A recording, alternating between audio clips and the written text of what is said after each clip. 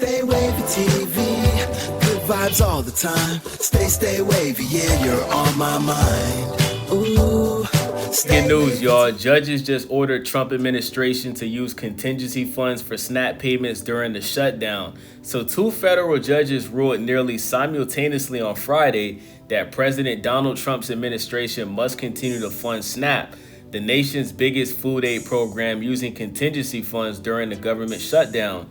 The rulings came a day before the U.S. Department of Agriculture planned to freeze payments to the Supplemental Nutrition Assistance Program because it said it could no longer keep funding due to the shutdown.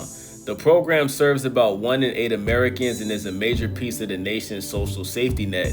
Word in October that it would be a November 1st casualty of the shutdown sent states, food banks, and SNAP recipients scrambling to figure out how to secure food. Some states said it would spend their own funds to keep the versions of the program going.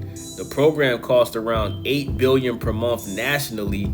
Democratic state attorneys general or governors from 25 states, as well as the District of Columbia, challenged the plan to pause the program, contending that the administration has a legal obligation to keep it running in their jurisdictions. The administration said it wasn't allowed to use a contingency fund with about $5 billion in it for the program, which reversed the USDA plan from before the shutdown that said money would be tapped to keep SNAP running. The Democratic officials argued that not only could the money be used, it must be. They also said a separate fund with around $23 billion is available for the cause. A federal judge in Rhode Island ruled from a bench that the program must be funded using at least the contingency funds and asked for an update on progress by Monday. A Massachusetts-based judge also gave the administration until Monday to say whether it will partially pay for the benefits for November with contingency money or fund them fully with additional funds. It wasn't immediately clear how quickly the debit cards that beneficiaries used to buy groceries could be reloaded after the ruling. The process often takes 1 to 2 weeks. The rulings are likely to face appeals. In a hearing on Boston Thursday on the legal challenge filed by the Democratic officials from 25 states, one federal judge seemed skeptical of the administration's argument that SNAP benefits could be halted. U.S. District Judge Indira Talwani told lawyers that if the government can't afford to cover the costs, there's a process to follow rather than simply suspending all benefits. The steps involving finding an equitable way of reducing benefits, said Talwani, who was nominated to the court by former President Barack Obama. Talwani seemed to be leaning towards requiring the government to put billions of dollars in the emergency funds towards SNAP.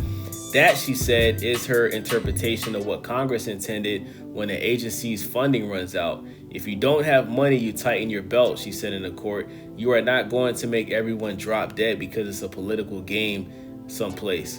Government lawyers said a contingency fund containing some $5 billion cannot legally be used to maintain SNAP, a program that costs around $8 billion a month. The states say it must be used for that purpose and point to a more money available in the second federal account with around $23 billion. Sheesh!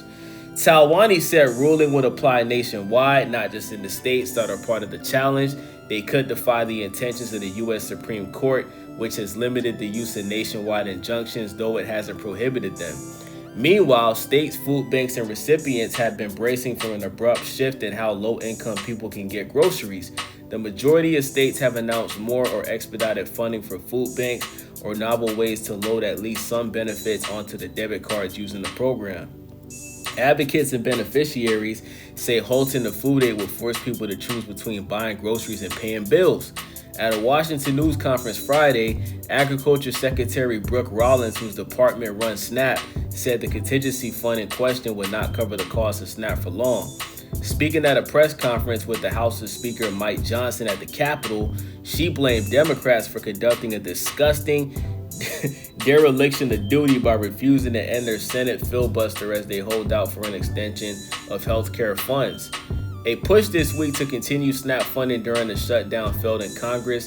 To qualify for SNAP in 2025, a family of four's net income of certain expenses can't exceed the federal poverty line, which is about $31,000 per year. Last year, the SNAP provided assistance to 41 million people. nearly 2/3 of whom are families with children, according to the lawsuit. Let me know what y'all think about this, man. This your boy Wavy, Stay Wavy TV. It looks like everybody's gonna be able to eat for Thanksgiving next month, so that's a good thing. You know what I'm saying? I'm glad this happened the day before November. You know what I'm saying? Because a lot of people out there was panicking, you know, trying to figure out how they was gonna, you know, get groceries for the month and Thanksgiving and all that. So shout out to the judges that made that happen. Let me know what y'all think about this. It's your boy Wavy, Stay Wavy TV. Make sure y'all subscribe, thumbs up the video, share the video, and let me know what y'all think in the comments, man. Democrats, Republicans, you feel me? Woke people, non-woke people. Let me know what y'all think in the comments, man. I'm really interested to see what y'all think about this. Hey, what's up? If you love good vibes and fresh stories, make sure you hit that subscribe button right here on Stay Wavy TV. Drop a like, tap the bell so you don't miss a thing, and join the wave with us. I'll see you over there.